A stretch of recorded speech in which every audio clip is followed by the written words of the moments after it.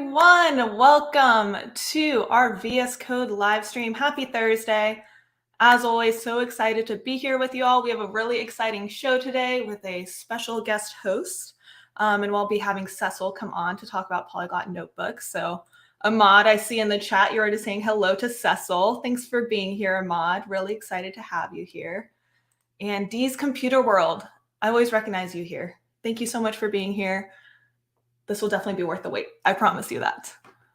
Ahmad, hey, thanks for the hello to me too. You also have a special guest host you can say hello to as well. And Bruno, thanks for joining today. Chat, let me know where you're watching from today. We have a really exciting show and can't wait to get started. But today is Thursday. So what that means is it's Throwback Thursday. And more importantly, it is TikTok Throwback Thursday. So let's check it out.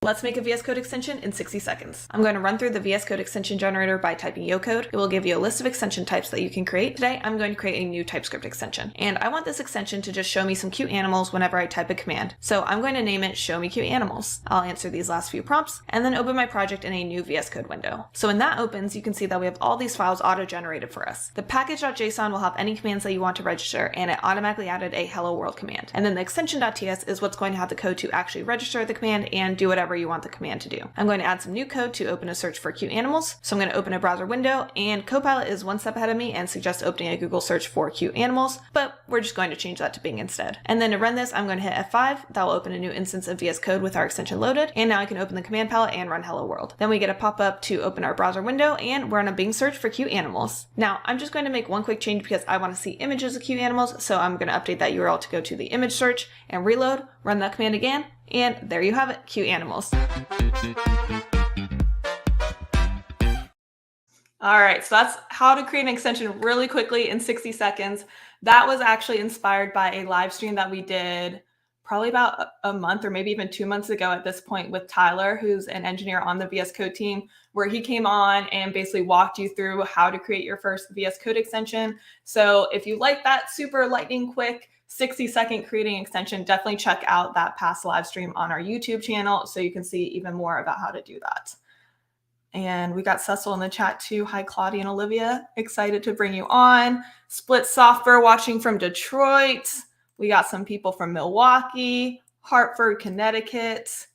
And Alex, love your cute little animal emojis. That's so appropriate. I think we all need some cute animals in our life. So good call out. All right, so without further ado, I've been alluding to our special guest who actually has been in the chat here, Claudia. So let's go ahead and bring Claudia on and welcome her to the stream. Hey, Claudia. Hello, hi everyone. Thanks for having me, Olivia. Of course. How are you doing today? I'm good, I'm good. I can't believe this is the first time I'm finding out about this pets extension via TikTok because I want it now. How did I not know earlier? I know. So I mean, you can create it yourself in 60 seconds right there. Yeah, well, that's super cute. I'm going to go do that. That's adorable. Yeah. Cool. So we're very excited to have you on here today. Would you like to do just a quick intro about what brings you here? Yeah, absolutely. Hi, everyone. My name is Claudio Regio, and I'm the product manager for Polyglot Notebooks. Thankfully, Olivia was kind enough to have me on because Polyglot Notebooks actually GA'd yesterday. That means we are generally available. So what are Polyglot Notebooks? If you've heard of Jupyter Notebooks, they're pretty similar, but typically Jupyter Notebooks, you'd likely use them with one language, most likely Python. Polyglot Notebooks are where you're actually able to use multiple languages in one notebook. And you can also share variables between them, which means as you're going through your workflow, you don't have to jump from tool to tool anymore. You can just do everything in one notebook, and it happens to be a Polyglot notebook in VS Code. Polyglot Notebooks, y'all, if you haven't used them yet, they are so cool. I feel like they're about to blow your mind if you haven't seen them. Let me know in the chat if you have already been using them and what you've been using them for. But today we're going to have a guest demo basically coming on to talk about how he uses them. And that's going to be Cecil. So before we bring him on, let's go ahead and check out a quick promo video we have of what he's going to be talking about. Choosing a career in software development means choosing a world of groundbreaking innovation, new challenges, and the power to influence the lives of millions of people. It also means choosing a world of rapid change and constant learning. Software developers must learn new concepts quickly and form intelligent opinions about how these concepts can be used to make the world a better place. Cecil Phillip from Stripe will walk us through how to create focused, open source environments using Polyglot Notebooks in VS Code. I love these promo videos. They always get me so hyped. Okay, so with that, let's go ahead and bring Cecil on to chat a bit more about what he has for us today. Hey, Cecil. Hey, everybody. What's going on? How you doing? I'm good. I was just looking at that promo video, and just for folks that don't know, I didn't see it before. And I swear that is like the most fanciest introduction I've ever had in my life. It's I appreciate so cool. it. Thank you so much. Yeah, we had Peggy, our producer, does the voiceover, and Doug, our editor, will go through and do that. And it always is like, we started doing it probably like 6 months ago or something. And every time I come on here and do that, I'm like, oh my gosh, this is amazing. I always like get so excited about it too. So I'm glad you liked it. And chat, hopefully you liked it as well. Yeah, it's very cool. I'm going to start requiring every live stream that I go on now needs to have like an intro video or something like that. Lay down like, the law. You set the bar now. Like this is the bar, right? And so we can't go below that. There we go. Cool. All right. Well, why don't you tell us a little bit about what you're doing here today and what you want to show us? Sure. So for folks that don't know me, so I'm Cecil. I'm a developer advocate at Stripe. And what I want to talk about today is, well, my journey in learning how to do my job, technically, and how Notebooks was able to let me do that. So, hopefully we'll talk a little bit about Stripe, not too much because I don't want this to be like a marketing talk, but more so I want to show you like the process that I took to kind of learn how, learn how this API works and the tool that I, use to do that. Awesome. Yeah, very excited to have that here. And Claudia, I don't know if you want to jump in and talk a little bit about how Polyglot Notebooks can help with workflows like this, like Cecil was explaining, just so the audience who maybe isn't familiar yet can get an idea. That's actually the question I was going to ask Cecil.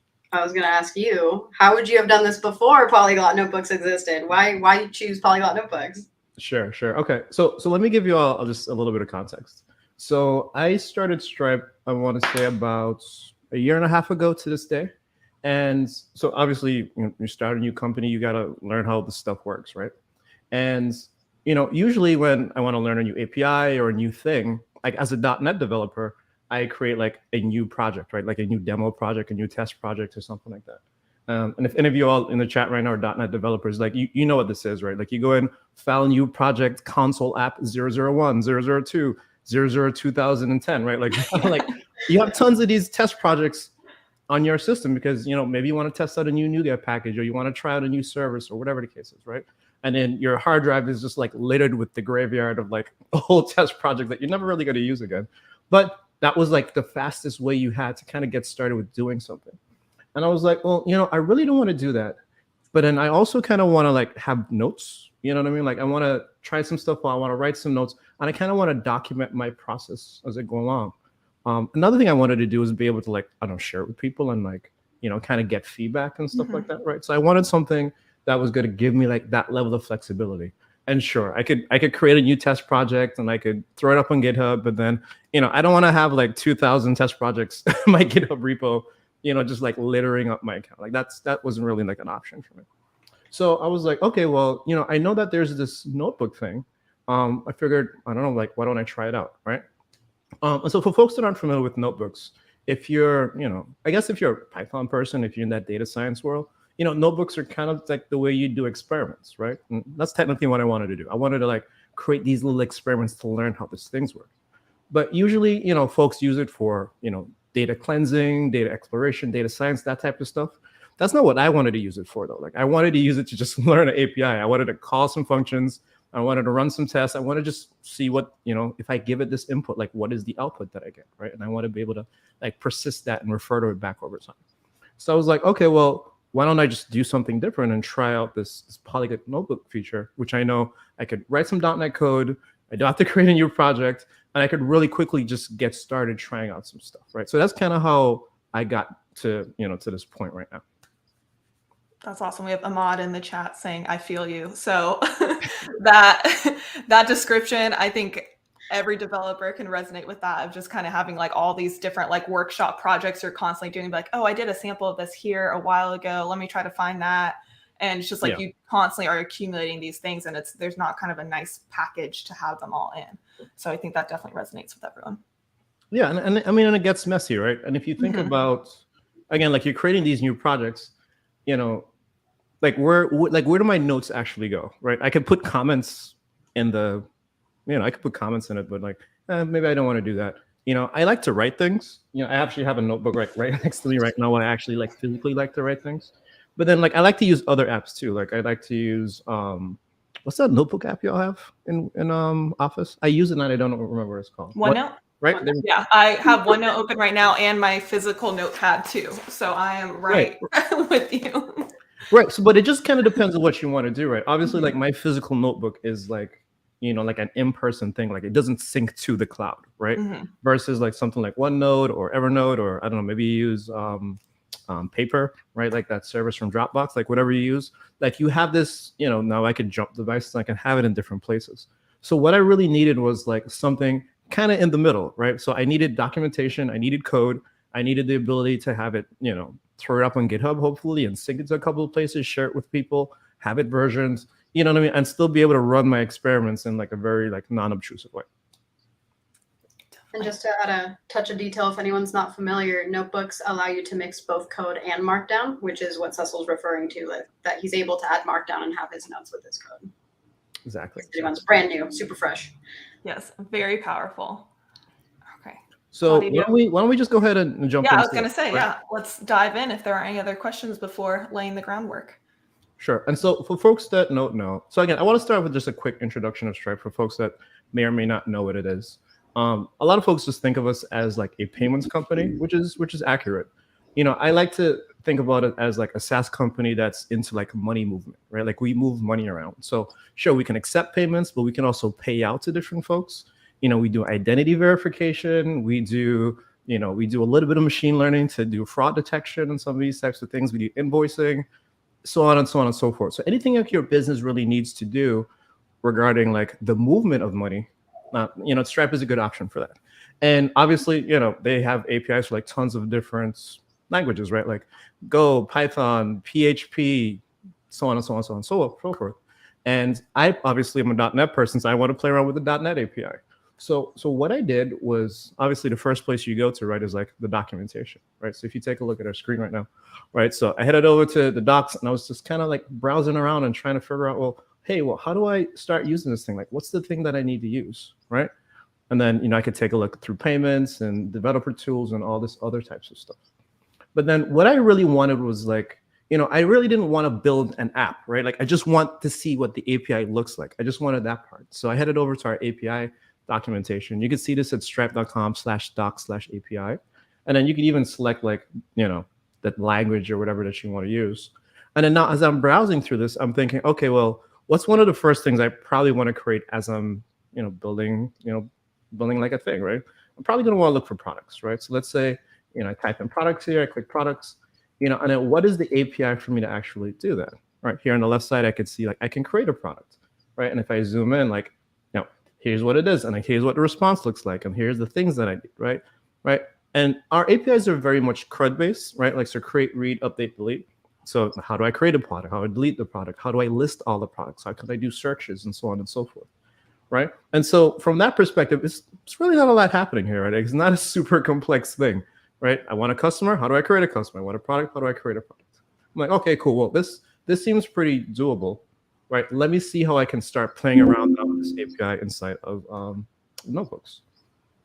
So I'm going to head over to my notebook here really quickly. And actually, I know someone's going to ask me this question at some point in time. Yes, this is on GitHub. Yes, you could use it. I know someone's going to ask me like 10 times throughout the course of the stream. So let's just get it out of the way early. If you head to github.com/Cecil Phillip, and it's called like stripe-.net-interactive, you'll be able to see the same notebook that I'm running right now is what I'm going to be showing here. So there's the link. You could go ahead and check it out. Actually, what I'll do, I'll copy this and I'll put this in our chat. And if you folks want to put it inside of the chat for everyone else, you could go. Yeah, definitely. We will add that to the chat so you have that. Okay, great.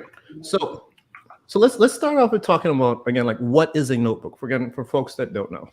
And a notebook for me is just like an interesting way that I can mix code and Markdown in the same place, right? So again, traditionally it was Python, right? And so folks had their Python data science experiments with some some markdown in it, and they might render some charts or graphs or whatever the case is, just kind of exploring and inspecting what that data looks like, or what it does, or what does that data mean.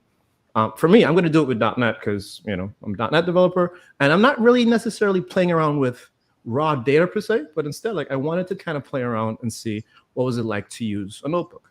So as you can see here, like this first section here that I'm looking at, this is actually like a markdown cell, right? And if folks are familiar with Markdown, right, if I can hit this edit button really quick, you can see this is what the actual Markdown, syntax kind of looks like to kind of generate that block that's right there, right? So you can see I could have my headers, I have my links, you know what I mean? I have, paragraphs and all kinds of things. I can generate lists and quotes and anything that you could probably think about doing with Markdown. Like you can kind of do it in here, right? So that was perfect, right? Now, for folks that, again, are getting started with Stripe, let's kind of go through and talk about, well, how do I set this up, right? Like, can I just download a NuGet package and then just run it and it works? Well, not exactly. It doesn't work like that, right? First thing you want to do, you want to head over to the Stripe dashboard. And I am going to jump around between screens a little bit, so I apologize. Sure. So if you head over to dashboard.stripe.com, you'll be able to just create an account. You don't have to pay for the account. It's just, just a place for you to put stuff, right? And then after I create my account, what I want to do is I want to get my API keys. So if you look at the far right side of the screen, I'm going to zoom into this a little bit so y'all can see what I'm talking about. On the far right side of the screen, you see I have like this little developers tab that's here. And I can click on that and I can get all the different information I need, like how do I set up my webhooks? How do I look at some of the logs that are happening?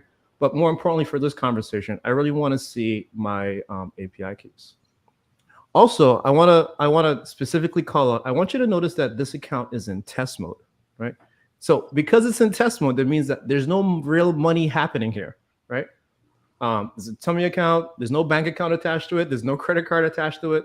So as I show you my API keys, if any of y'all decide to like steal my keys and run credit card transactions, I'm just telling you, there's no money here. So I love how like prominent that is in the top right too, because I feel like I'd be like so freaked out doing it otherwise. So I'm glad that's like test mode. Yes, you were in test mode. Is that a toggle? If you toggle it off, does it turn into real money? If you toggle it, off.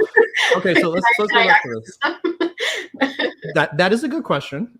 If you toggle it off, will it go into real money? If you toggle it off, you'll be working with live data, right? So that means that now I actually have to go through the process of activating the account.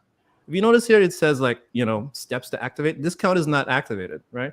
So for me to activate the account, I have to give it things like my business ID number, bank account number. Again, I have to give it real information, and then Stripe on the back end is going to go ahead and validate that to make sure that, again, is this a real company? Is this a real person? Is it registered? You know what I mean? Like, and going through some of those types of things, right?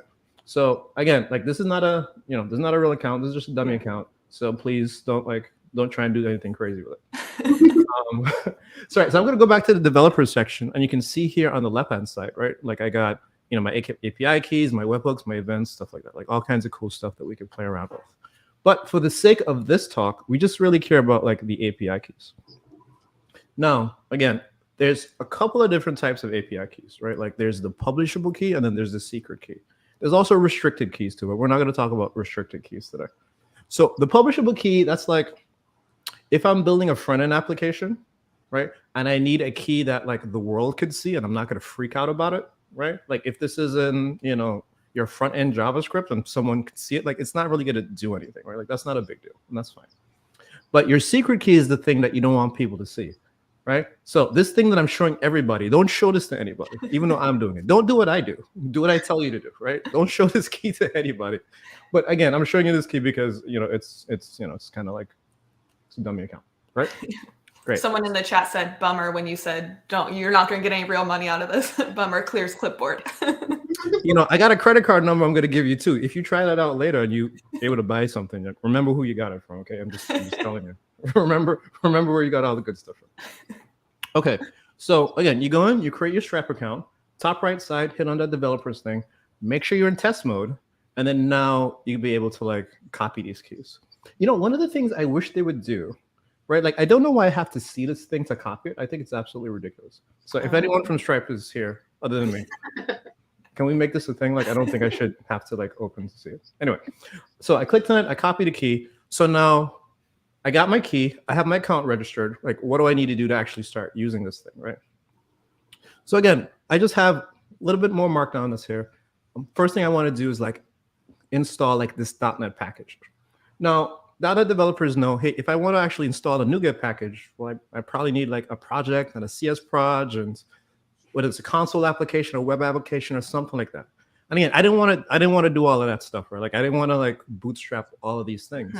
So, which is a great thing about using Polyglot Notebooks, is that I can literally have like this one file, right? Like right now I'm using the .dib file, which is one of the file formats it supports. I can use this one file and I could just start writing .NET code.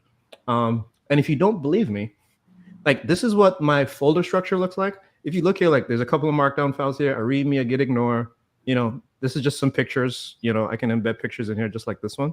Again, just like you can do in Markdown. And then there's a VS Code extensions file in here, which just literally is just recommendations. So if I deleted this folder, these two folders, and I deleted all these files, literally all I would have is one file in here. That's a DIB folder. Very, very, very lightweight, like not a lot of stuff that you have to do. Now, obviously you have to have .NET installed, and obviously you have to have VS Code installed, yes. But in terms of like the bootstrapping of your application, there's really not a lot that's happening inside that space. That's wild. Since we're talking about the files, this is a .dib file. Is that the only file type that you can use these Polyglot notebooks with?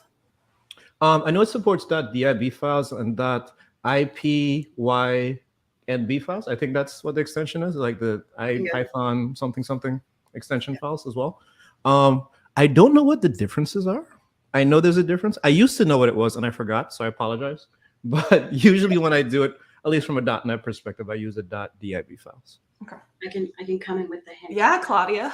Can you tell us? Well, yeah, I can tell you. So by default, when you actually save the .dib files, it doesn't save the output. So a lot of time, if you're using Git and you're using source control to track, what happens is when you run notebook cells, the metadata, the output ID will change. And so you keep getting a flag saying that the output has been, it's changed, it's different. You get a diff flag, right? When in reality, nothing has really possibly changed.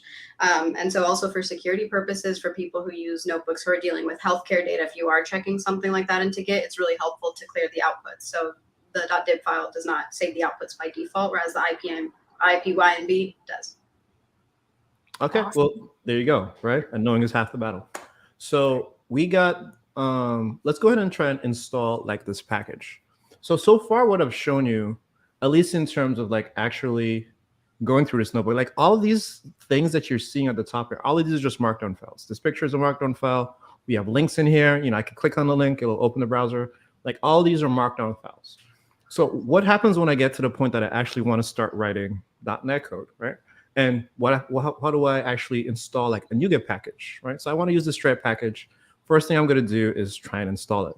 Now, usually you do .NET, add package in the command line, or you'd use the Visual Studio, package explorer or something like that. But we're not in any of those things, right? Like we're inside of like the single DIB file. Like, so where my NuGet's going to come from?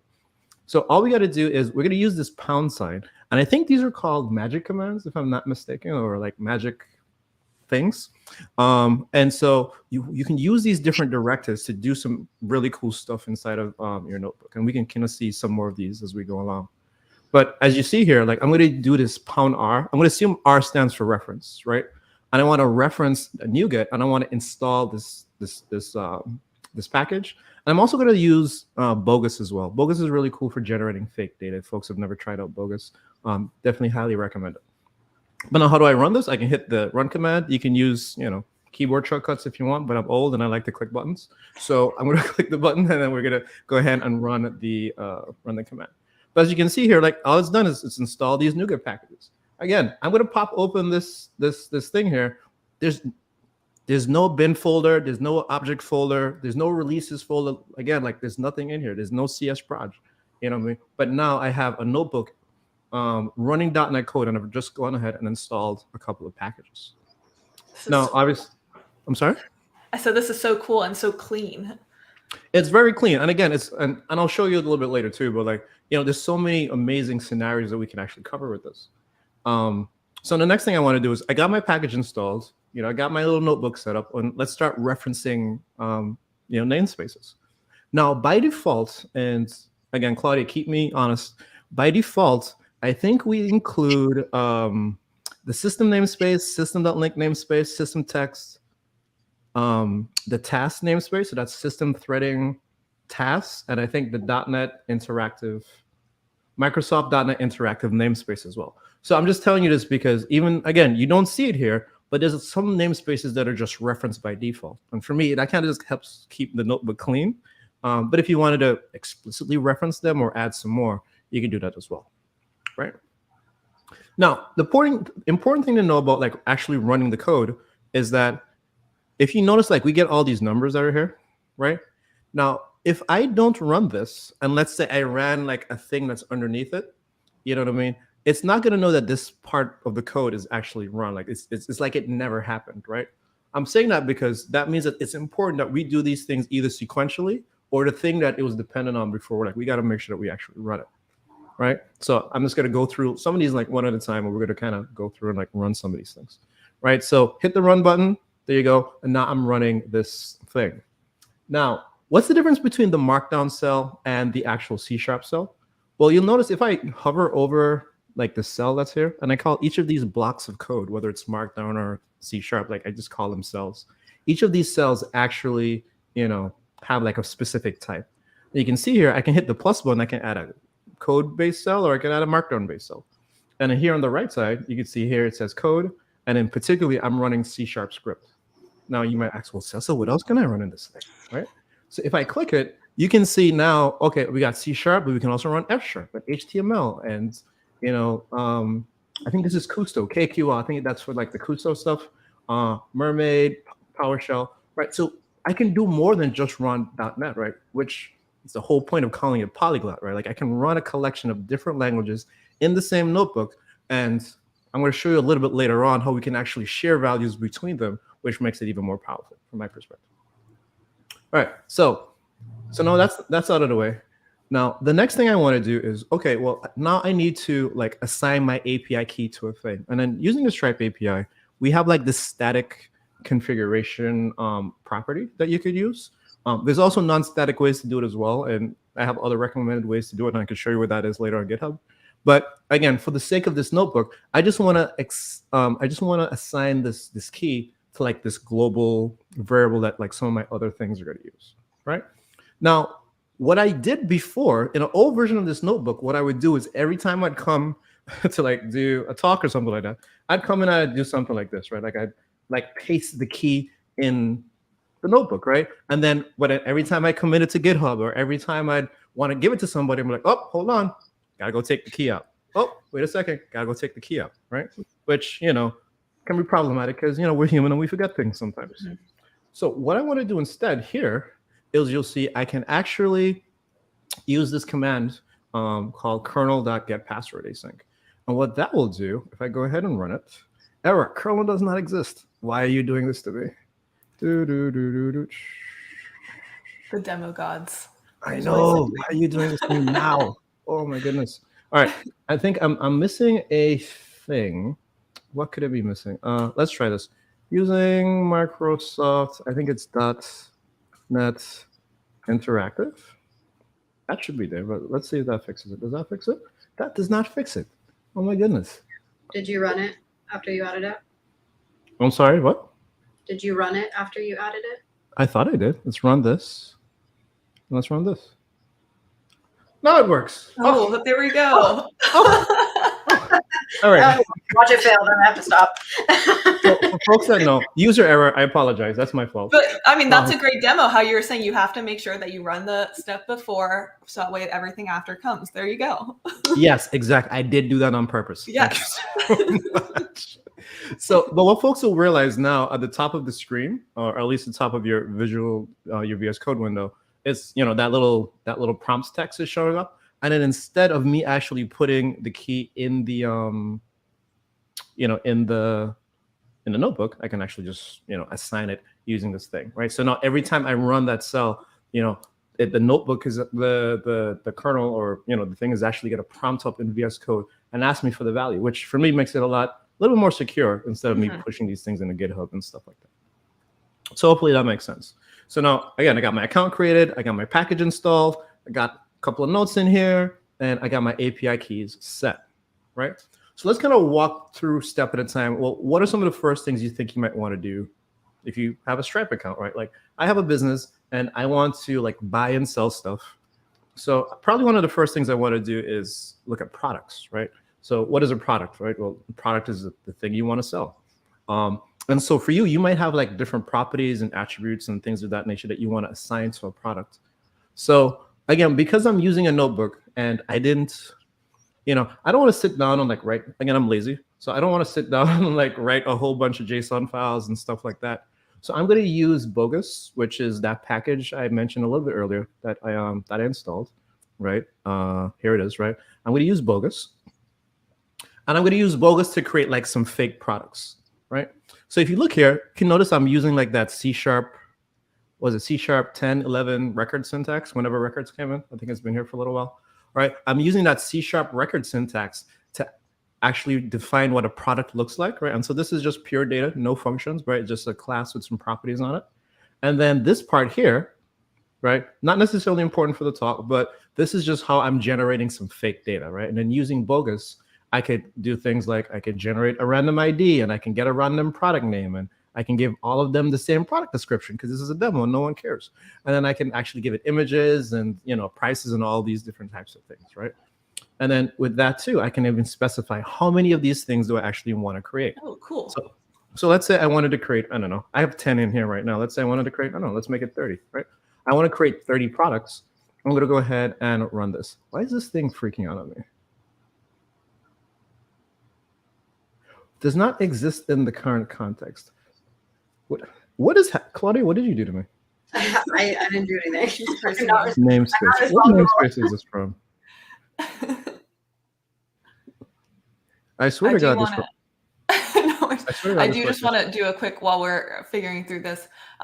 When you did the await and it gave the pop out, you mentioned how that's really great for security, where you don't have to put your keys in the actual notebook, but it's also a great call out for anyone who goes to this GitHub URL and then clones this repo and gets your notebook. It's super customizable then, and they can just put it in there. So I just wanted to do a quick call out while we're getting this. And look. Yeah, exactly. Right. So I went ahead and I, fixed my error, and I added that. I added that missing package, right? That missing using statement, right? This was system runtime serialization. I'm probably going to have more of these as we go on. And remember, I did this on purpose, right? So I went ahead and I ran this. And now you can see it completed in 0.03 seconds. But now if I head over to my Stripe account, I should have shown you this before. But now I didn't have any products in there before, and I still don't. Because remember, I was just generating fake data, right? Like I just generated my own personal products. So there's nothing inside of here. But what I can do is, oh my goodness, are you kidding me right now? Did all of your using statements just get wiped? I don't know what's going on here. Okay. I think I know which one this one is. I think this one is It's a fun modern version. I think this is that tabular data, something like that. I think that's what it is. Is that what it is? You have a typo in the tabular. Oh, thank you. Is that what it is? Well, yeah, I actually don't know if that's it, but I just knew you misspelled tabular. I'm going to look it up. This is why GitHub is your friend. So let me tell folks what I do. When I can't figure out stuff like this, I just go to the repo. And it must be in here somewhere. I'm going to go to, I want to type in tabular data. Is this in here? Formatting, that's what I wanted. There we go. Thank you, GitHub, for having search in your thing. Boom, I'll drop that in here using tabular data and the formatting thing. Run this and run it, and there we go. All right, great, fantastic. Now, in all seriousness, I did do this on purpose. I did it on purpose because, again, like as you're running experiments, I think it's important for you to see what does it look like when error messages happen? How do I debug my notebook? And how do I kind of go through problems, right? Like I think this stuff is important for us to look at. So not only can you see like when the good things happen, but now you can see when the bad things happen as well. Now in VS Code, because I included that namespace and I just called this display function on it, you can notice like all I did, me personally, all I did was define a product, right? I generated some products and I displayed it, but now I have this table here that I could kind of sort through, right? Look, I got prices and this little cool little graph that's it's showing me. I could type stuff in here and filter. Awesome, right? Like how cool is that? Like I can filter in here, right? So it gives me so many just really cool ways of just playing around with data inside of my notebook, right? And if I don't know if you wanted to, and you can see everything is awesome, right? Because that was just an easy description for me to write. But again, you can play around with this thing inside of the notebook, right? And again, in a very interactive way, right? Which is the whole point. So they're all 30 products that I created, right? And again, it's rendered here inside of that table. If you wanted to, you can download it or whatever, whatever you wanted to do. Now, my products are generated, have them created. Again, remember back in, remember I have no products in here yet, right? So I want to go ahead and create it.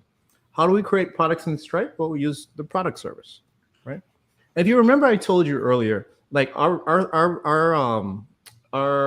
API is very simple to use, right? Like you want customers, create, read, update, delete. You want products, create, read, update, delete, right? You want payment methods, create, read, update, delete. It's very much of a CRUD-based API, and so because of that expected convention, we have a product service and we have a customer service and we have a pricing service, right? Again, all modeled around that very familiar like a CRUD pattern. So all I'm going to do here is I'm going to just loop through all these products I just created, and I'm just going to run them here. Hopefully this one doesn't crash too, because if it did, I did not do that one on purpose. But hopefully this one just runs. And then now it's going to loop through all those products, and it's going to create, 30 products or so inside of my Stripe dashboard, right?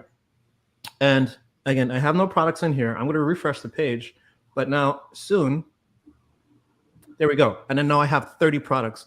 And look, I have products, and they have pictures, and they have descriptions and metadata and all kinds of cool stuff, right? So, okay, great. Now I know how to do like some of that basic stuff inside of here. Now I'm going to skip through some of this other stuff because I think, you didn't need me to see me do all this CRUD stuff. I don't think that's important. But one feature I do want to highlight as you're kind of going through and like your experiments in your notebooks are starting to grow a little bit. One thing I faced was like I needed a way to kind of organize my thought process and like what I was doing. And Claudia actually showed this to me, and I didn't know this was a thing until she yelled at me and she's like, "Cecil, you're silly. Like, why don't you do this?"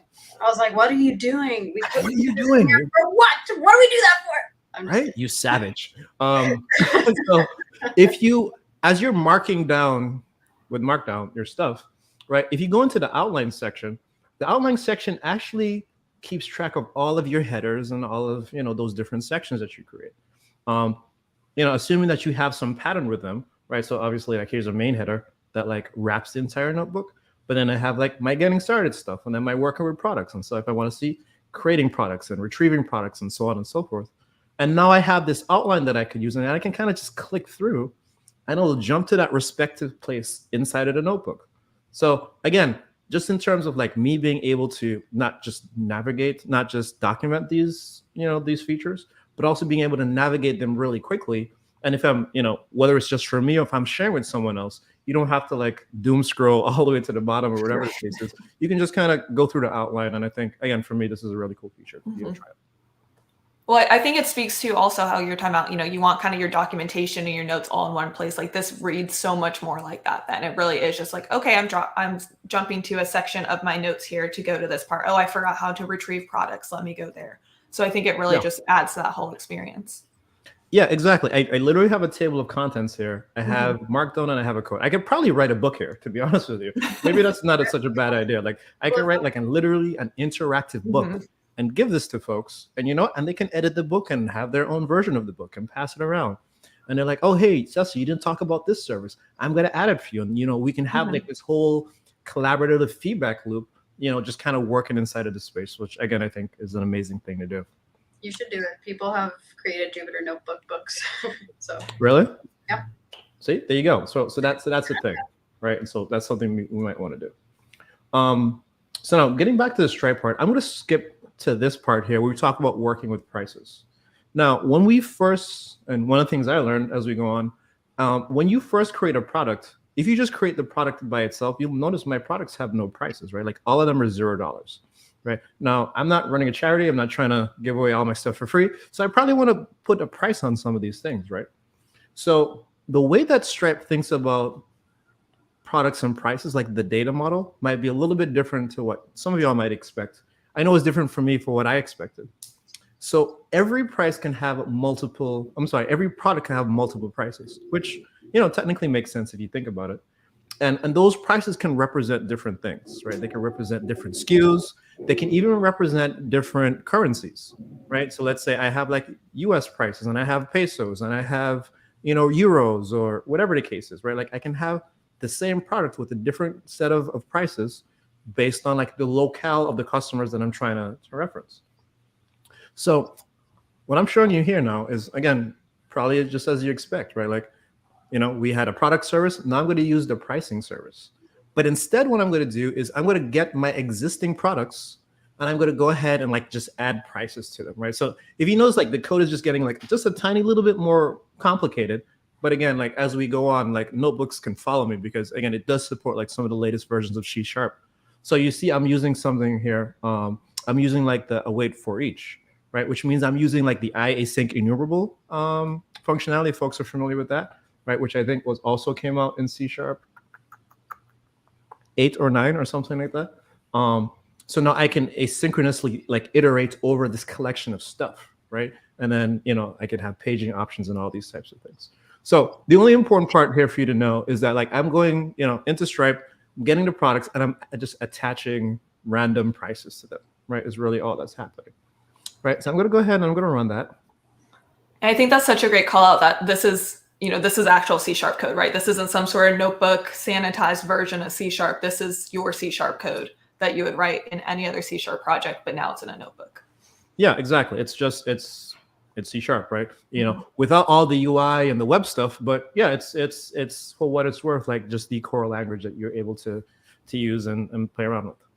Now, like I said, like all I did was I just kind of made up fake prices, and now if I refresh this, now I should have products and I should have prices attached to those products, right? So there you go. I got licensed metal gloves, plastic balls. Just for the record, just as folks know, because if it says anything crazy, I did not come up with these names. These are all fake names generated by Bogus. If you see something here that offends you, it is not my fault.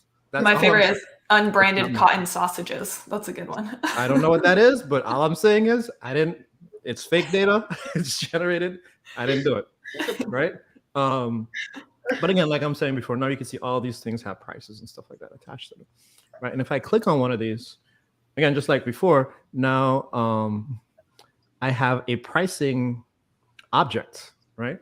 Like a pricing object that's attached to this. And if I wanted to, inside of the dashboard, I can add another price in the dashboard if I wanted to, or I could just do it programmatically using our API.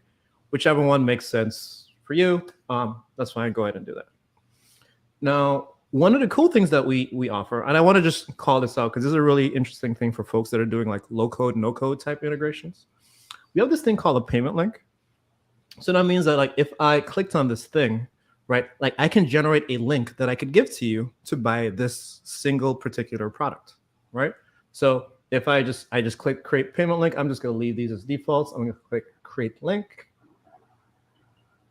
Right, and now it's going to give me a link. It's going to give me a QR code, right? And I could just give it to you folks, and you could put fake money in there, not real money, because this isn't test data. You can put fake money in there, and you can kind of try it out and see what it looks like. And what I'll do is I'll drop this in our private channel. And if y'all want to put it up, folks can go ahead and look at it. But just really quickly, I'll show you what it looks like. I'll come to this thing, and you'll see, again, test mode. Even though we're showing you the hosted page, it is in test mode. We do not process real money in test mode, right? And then now you can kind of come in and you can try out your integration, right? So there we go. And we'll get into that a little bit more as we go on. But I just wanted to show folks that if we have any low code, no coders in the room, you could do that as well as an option. Okay. All right. So let's head back over to the notebook super quick. So again, I have the ability to use full power of C#. I'm using records. I'm using async enumerables. I'm using, a NuGet package that did not come by default. I have my using statements in the top, all that kind of stuff. Like amazing, right? And look, and I can even do console write line. This is not a console application, right? But I can do console write line, and it would it will kind of render, right?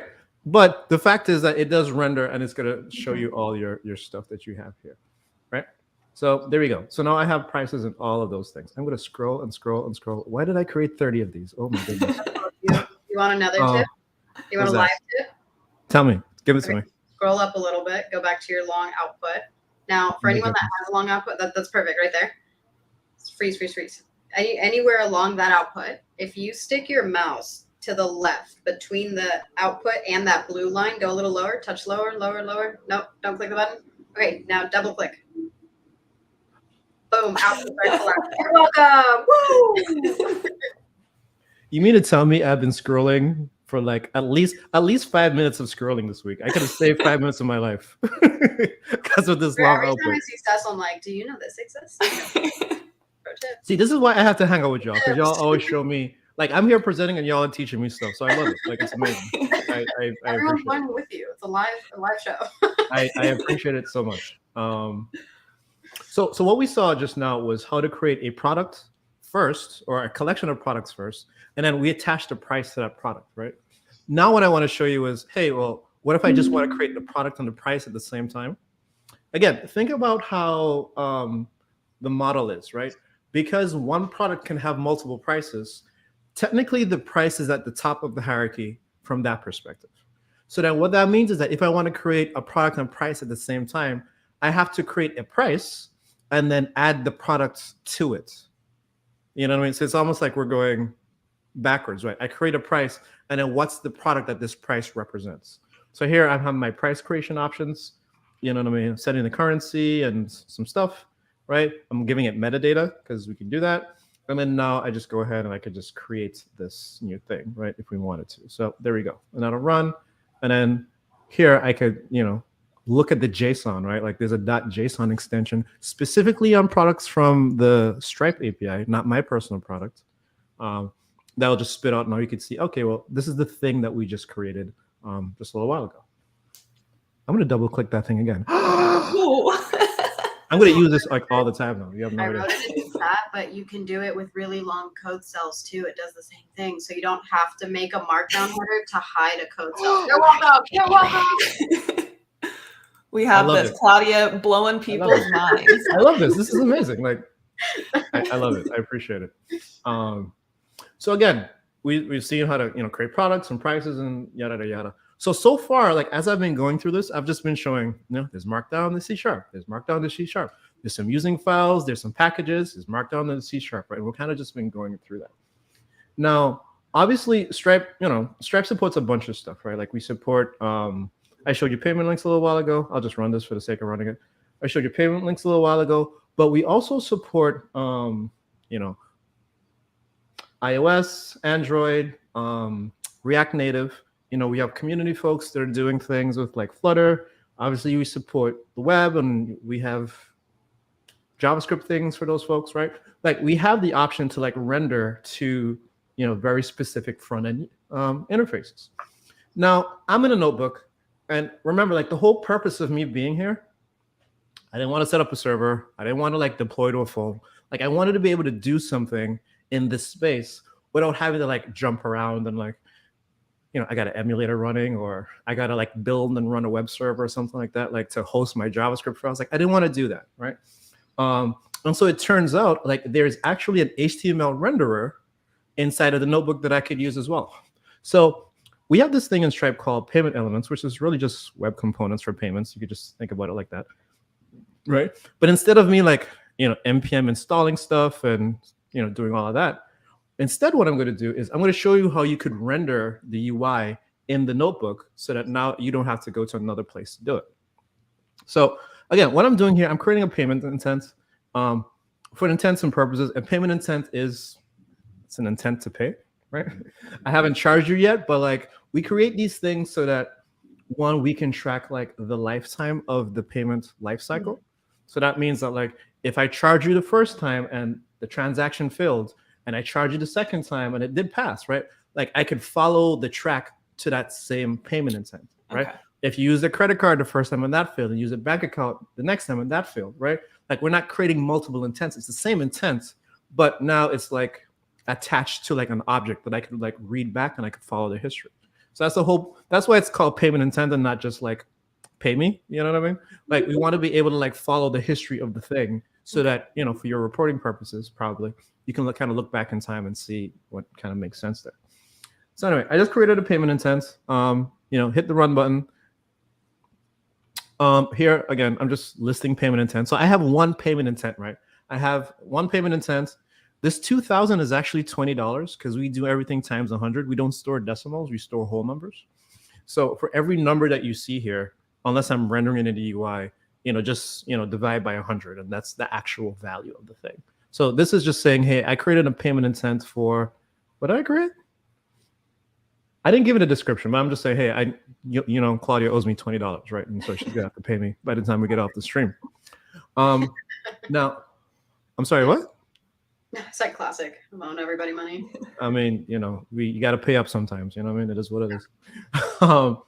So now, when you get a payment intent, you get this thing called a secret, right? Now, remember, when we create payment intents, these are usually things we create on the server side, right? We don't create payment intents in the front end. Why don't we do that?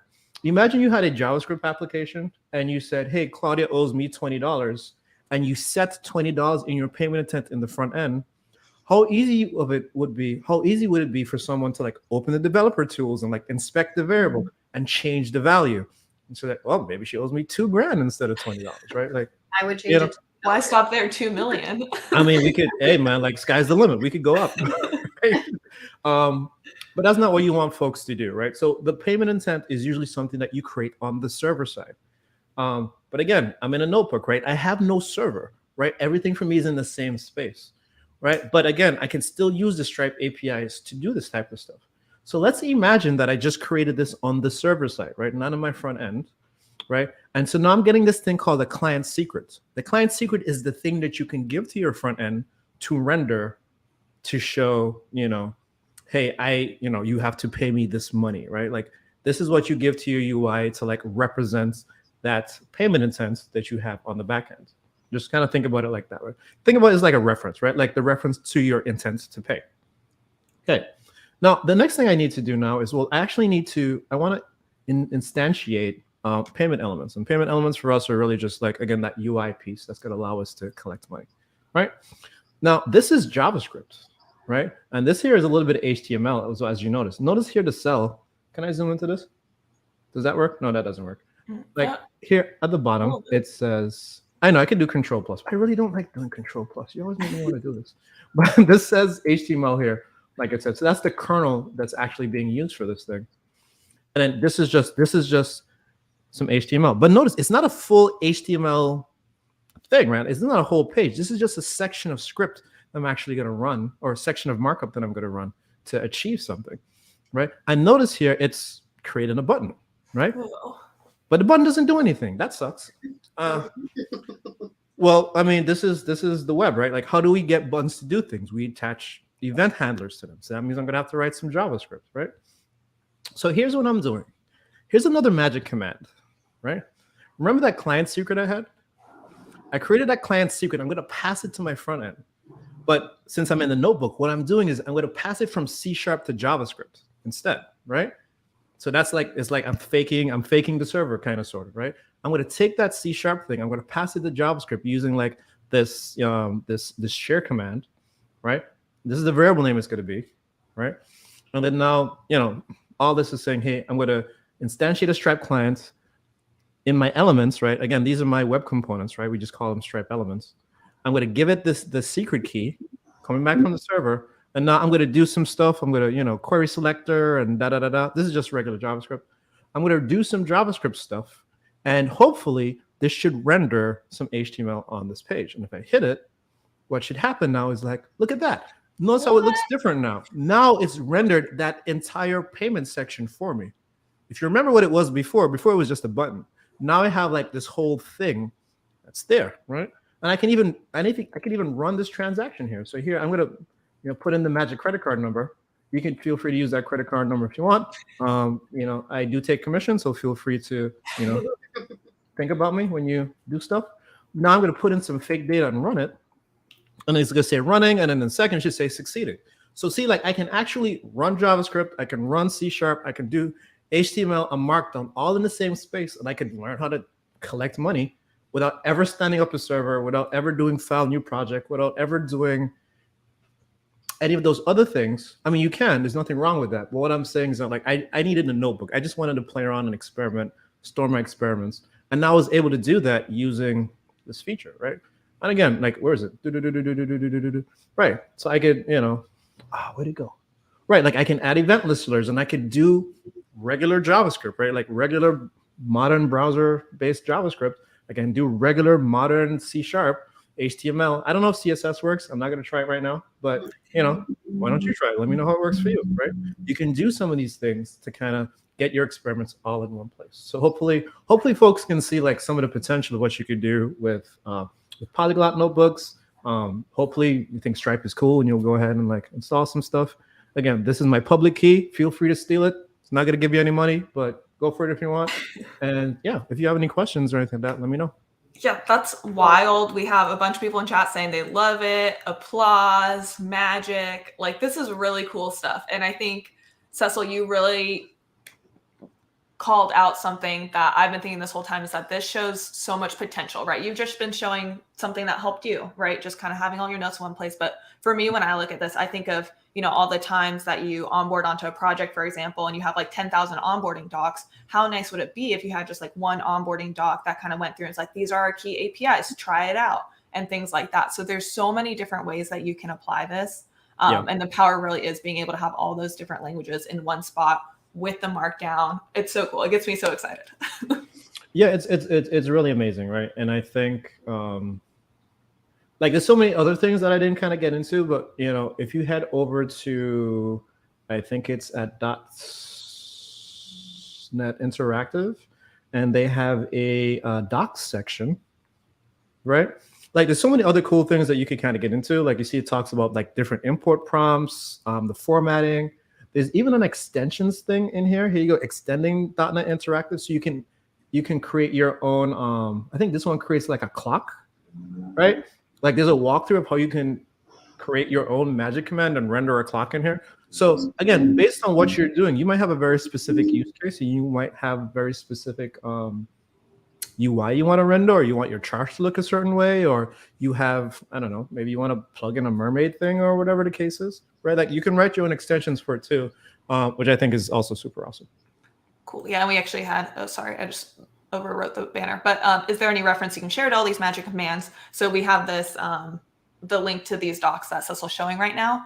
I know there's also, and Claudia, I don't know if you want to talk about this, that hashbang share. Who is this? Yeah, I was about to get the. Yeah, if you want to talk about that and how it can be, if you don't remember the syntax, how you can kind of easily share it from within the variable explorer. Yeah, I'll wait for Cecil to. Cool. Well, I guess we don't have to pop it in the chat. If you guys can see that, it is in our doc. So if you're looking for the magic commands, head on over there. Cecil, would you mind going back to the notebook real quick? Go back to the top, you said? Go back to the notebook really quick. Oh, back to the notebook. Okay, sure. Thank you. So actually, I was going to ask you this. So if for those of you that didn't catch it, you'll see that command says hashbang share, and it says from C#, and then it says what variable or value are you trying to share. Where's the to piece, Cecil? Where's it going to? Where's that declared? From the to piece? Well, yeah, where's the to for people who missed it?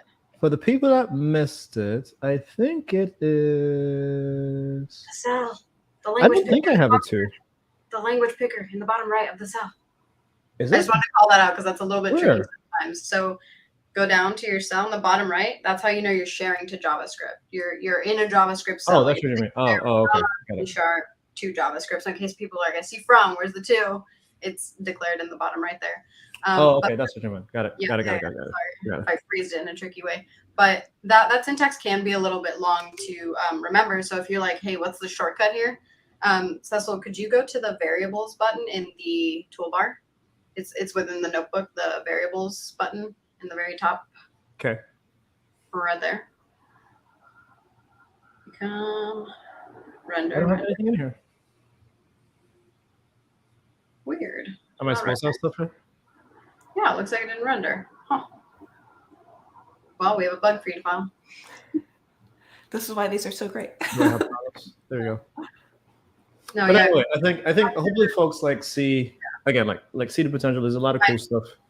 Minor bug in there. There should be when we fix that, there will be a button. You'll see your variables in there. You see the subkernels that they belong to, because when you're working in Polyglot, you might be using C# or F# or JavaScript or whatever that may be. We'll tell you the actual subkernel that variable is stored in, and then there's going to be an actual share button, so you can actually just do it all through the UI, and you don't have to memorize the syntax to be able to share. So we got that covered for you. Cool. Yeah, and we have a couple of comments in the chat. I've been considering setting up a Jupyter notebook for data exploration. This looks like an excellent option for us. Thanks for the stream. And Octa Elliptical.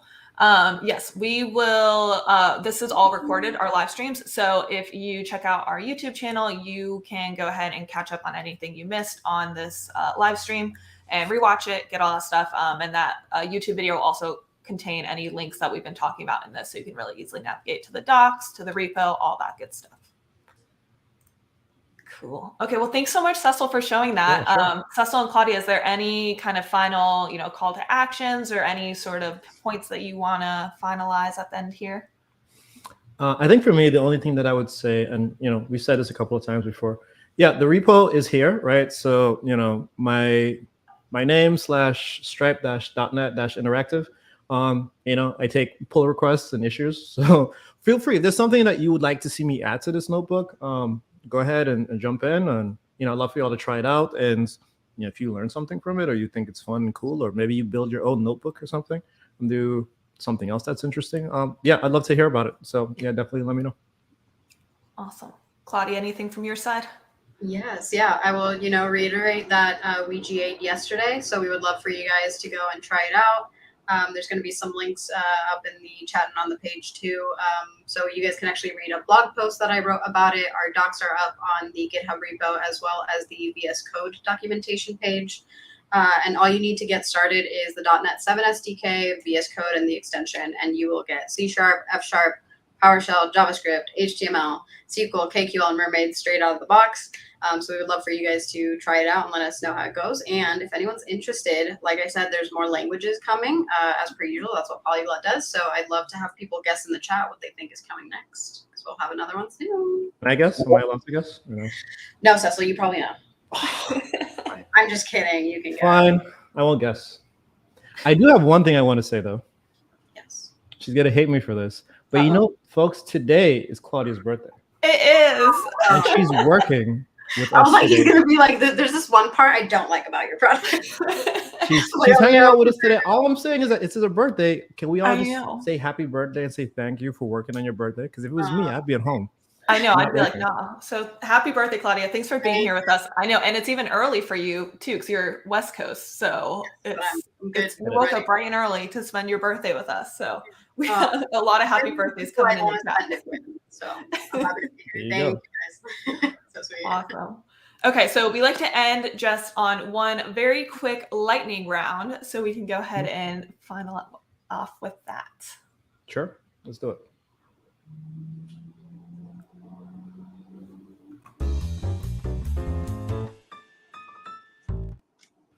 Okay, cool. So this is just going to be a few questions. First thing that pops to your mind, super easy. Don't worry about it. Okay, so first it's going to be polarizing: GIF or GIF? GIF. And the other thing is just uncivilized. Like, I don't know who in their right mind would call it that, but that's just me. GIF. You do? Oh, sorry. I'm pretty sure. I think we talked about this. I'm pretty sure I heard the creators say it was GIF, so I will follow their lead. I don't think they did. I think it's GIF. I remember seeing something they did, but I still am GIF all the way. I think it's because like GIF, I think of peanut butter, so it's just like I can't do it. So it's exactly. Yeah. And it's not spelled the same way either. Yeah, and so I just can't do it. Okay, Jason or Jason?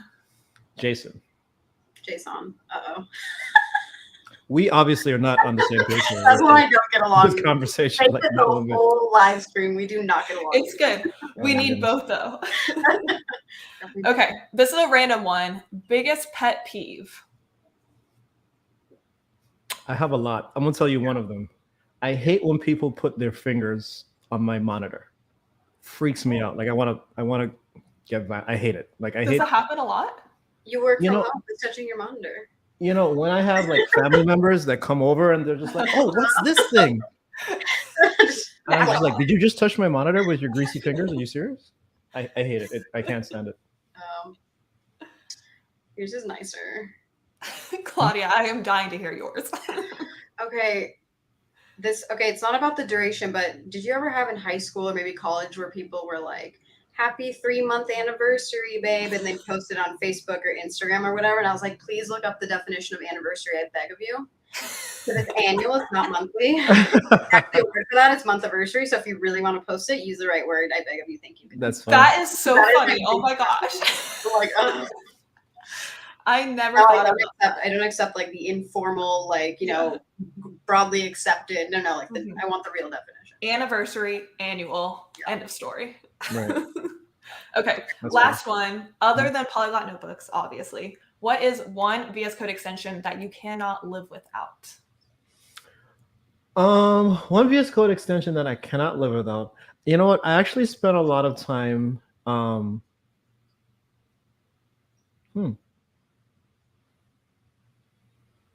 I think the I'm trying to remember what it's called. Like the remote extensions, like the remote coding Oh. extensions. I actually use them a lot. I use them locally, and I also use them with like with code spaces.